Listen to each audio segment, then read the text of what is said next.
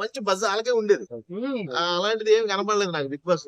నాకు అసలు Vishnupriya worst contestant అనిపిస్తుంది ఇప్పుడు ఈ సీజన్ లో. ఎలిమినేషన్స్ లో ఆల్రెడీ పృథ్వీ, నిఖిల్, మన నబీలు అండ్ యష్మి, ప్రేరణ ఉన్నారు కాబట్టి ఐదుగురులో ముగ్గురు రెడ్ జోన్ లో ఉంటారు ఖచ్చితంగా. నిఖిల్, నబీలు ఎప్పుడు సేవే. వాళ్ళు ఎప్పుడు హై పిచ్ లో ఉన్నారు, ఆల్రెడీ హైగ్రాఫ్ లో ఉన్నారు. వీళ్ళ ముగ్గురు డేంజర్ లో ఉన్నారు. ఎవరనేది మనం కరెక్ట్ గా చెప్పలేం. ఈ హీట్ ఆఫ్ ది మూమెంట్ చూస్తుంటే, ప్రోమో చూస్తుంటే ఎవరు తప్పు ఒప్పు అనేది తెలిసిన తర్వాత ఓటింగ్ పడుతుంది. ఆ ఓటింగ్ ని కోల్పోయాడా మళ్ళీ పుంజుకున్నాడా అనేది చూడాలి.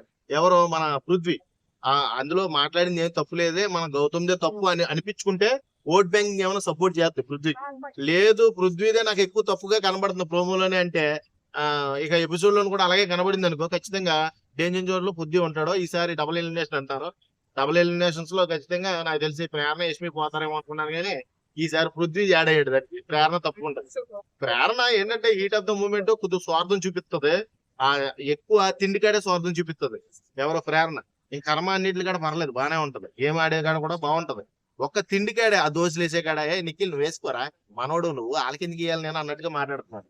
లేకపోతే ఎవరే నువ్వు ట్రస్ట్ డబ్బులు ఎందుకు తీసారా, సిగ్గు సేరం లేదారా, నాకు లేని వాళ్ళు కుదుకు మొక్కేడదాం, మా వాళ్ళు మీ వాళ్ళు అన్న భేదం ఖచ్చితంగా అయ్యుండొచ్చు కదా. ఖచ్చితంగా ఎందుకు కాదు, ఎందుకు కాదు. ఇప్పుడు కన్నడ ఆల్రెడీ శోభా శెట్టి ఆడుతుంది అనుకుంటా 11 లో, కన్నడ బిగ్ బాస్ 11 లో ఆడుతుంది. ఆల్రెడీ అక్కడ ఆవిడని బ్లేమ్ చేస్తానే ఉన్నారు.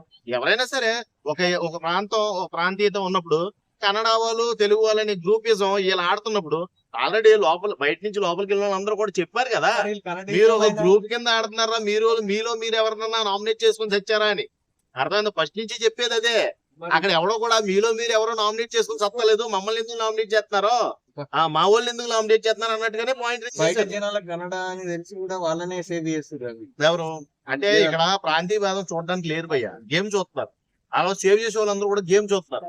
ఇలాగా వీళ్ళ గ్రూప్ గేమ్ ఆడితే ఒక ఇంకా 3 వీక్స్, ఈ వీక్ తీసేస్తే 3 వీక్స్ కాబట్టి ఇలా కన్నడ గ్రూప్ ఆడడం వీక్నెస్, బాగా వీక్నెస్. నిజంగా చెప్తున్నా, నిఖిల్ కున్న గేమ్ స్పిరిట్ కి వాళ్ళతో కనుక కూర్చొని పంచాయతీలు ఇంకా పెడితే మనోడు సైడ్ అవుదామనే చూస్తున్నాడు.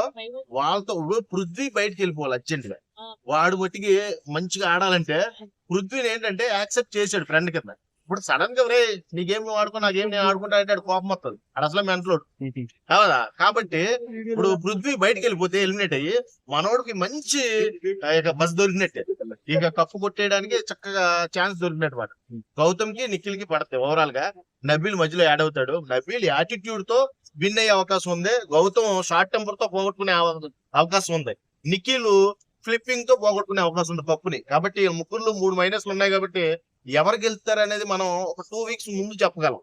ఆల్రెడీ ఈ వీక్ రన్ అవుతుంది, ఇంకో వీక్ అయిన తర్వాత ఎవరనేది ఫిక్స్డ్ గా చెప్పేయచ్చు. ఖచ్చితంగా బిగ్ బాస్ విన్నర్ ఈడే అని ఖచ్చితంగా చెప్పగలం. ఇప్పుడు దాకా అయితే గౌతమ్ మీదే ఉంది విన్నింగ్ ఛాన్సెస్. విన్నింగ్ రేస్ లో కూడా గౌతమే ఉన్నాడు. ఇంకా అంతకుమించి ఎవరు కనబట్టలేదు. నిఖిల్ ఎందుకంటే చెప్తున్నాను కదా పొద్దున్న, ఆడియన్స్ నాకు ఎవరు ఓటేయకండి నేను వెళ్ళిపోతాను బయటకు అన్నాడు. మళ్ళీ కాసేపు నాకు మొహం కడుక్కొని వచ్చి ఆడియన్స్ ఇప్పుడు దాకా ఇక్కడ తీసుకొచ్చారు కదా, ఈసారి నాకు ఓటేసేయండి, అపాలజైజ్ అడుగుతున్నాను, ఈసారి కప్పుతో వచ్చి మిమ్మల్ని కలుతాను అన్నాడు. మీకు అక్కడే అర్థమైపోవాలి. అలా ఫ్లిప్పింగ్ అవ్వకూడదు. అవుతున్నాడు కాబట్టి కొంచెం ఓట్లు అటు ఇటుగా పడతాయి, బ్యాలెన్స్ గా పడతాయి. Okay, thank you.